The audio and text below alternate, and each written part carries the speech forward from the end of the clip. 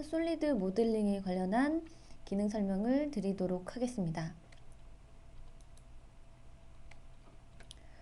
솔리드 생성 시에 필요한 기능들에 대해서 학습하실 거고요. 이번 과정을 배우시면 간단한 형상을 원하는 형태로 완성시켜 주실 수가 있습니다.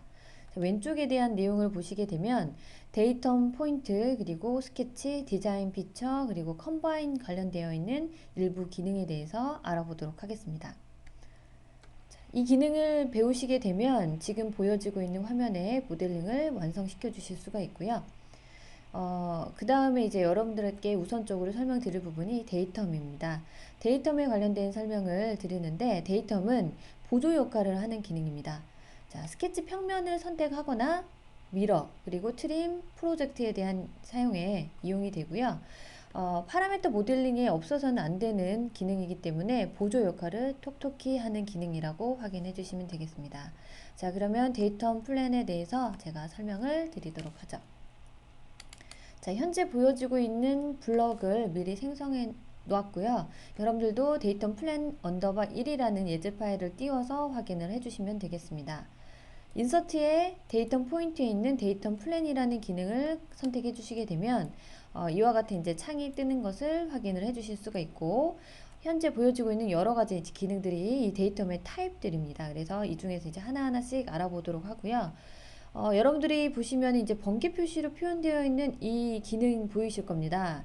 번개 표시가 이제 자주 등장을 할 텐데, 이 기능 자체는 하위에 있는 기능들이 가지고 있는 역할들이 이제 다 포함이 되어 있다라고 보시면 됩니다.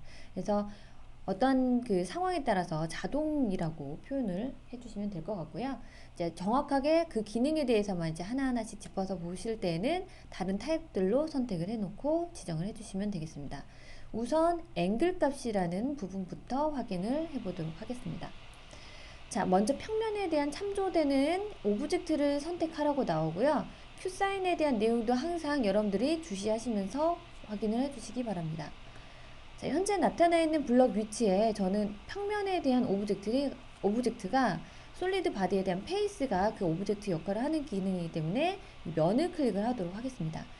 자, 그런데 여기 보시면 점점점 형상이 보여지는 거 보이시죠? 커서 옆에 오른쪽에 그 역할이 뭐냐? 자, 이 상태에서 클릭을 하시게 되면은 두 가지에 대한 내용이 선택이 되는 걸 볼 수가 있습니다. 첫 번째, 위쪽에 있는 페이스, 그리고 두 번째는 뒤쪽 면에 비춰지고 있는 페이스입니다. 그래서 둘 중에서 정확한 선택을 할 수 있도록 유도해주는 퀵피라는 기능입니다.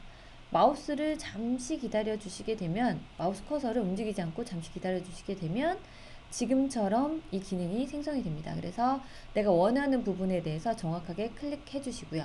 자, 두 번째 스텝으로 넘어갔을 때는 지금 앵글 값으로 해서 데이터 플랜을 조율을 해 주셔야 되는 부분이라서 엑시스나 아니면은 여기에 대한 엣지, 그리고 어떤 커브가 그려져 있으면 그 커브를 기준해서 클릭을 해 주실 수가 있습니다.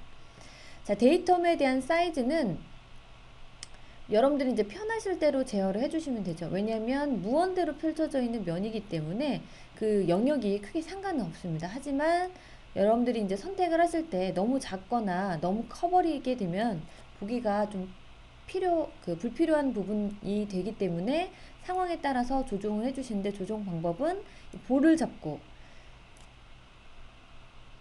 8개에 대한 볼을 잡고 이동을 해주시면 되겠습니다. 그리고 각도에 대한 이동은 이 위치에 있는 볼을 선택을 해주시게 되면은 현재 지정한 축 방향대로 각도가 이동이 되는 것을 확인해 주실 수가 있습니다. 자, 여기 상태에서 현재 이제 이 축을 가지고 해서 표현이 되고 있는데, 화살표 방향이 보이실 거예요. 데이터 플랜이나 페이스에는 방향이 있습니다. 그래서 그 방향을 더블 클릭을 해서 내가 원하는 방향으로 표현을 해주시게 되면은 이 원하는 위치로 이렇게 뒤집히는 것을 확인을 해주실 수가 있고요. 이 방향은 Z 플러스 방향이기 때문에 스케치 면을 이제 선택을 한다라고 했을 때 Z 플러스 방향이 나를 보는 방향으로 진행이 되는 것을 확인하실 수가 있고요. 자, 그래서 이제 상황에 따라서 이 방향도 중요하게 여러분들이 제어를 해주시면 되겠습니다.